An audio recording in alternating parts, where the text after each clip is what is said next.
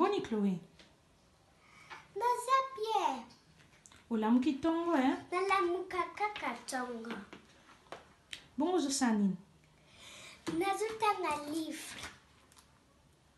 Ok. Mais Mikolo, toujours mon sous na ba réseaux sociaux te. Classe et puis ça la kaba théâtre. Ok, na classe et puis ok na pe classe ya théâtre. Siko comme na ajnin. La komina.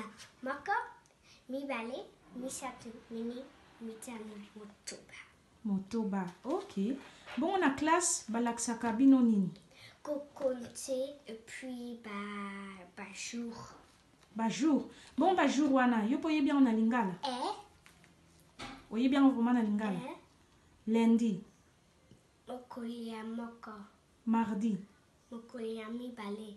Mercredi. Mokolia mi satu. Jeudi. Mokolia mine. Vendredi. Mokolia mi tanu. Samedi. Poso. Dimanche. Eyenga. Oye biko. Mama okansaka na yiba kate. Nayebi ko yebi. Bongo Mikolo ba video lobini. Ko bobanga te bo nalingi bo talangana Facebook, Instagram na YouTube. Video ya sikezoya. Izuya. Bye. Bana ya Kongo nalingi bino mingi. Bye.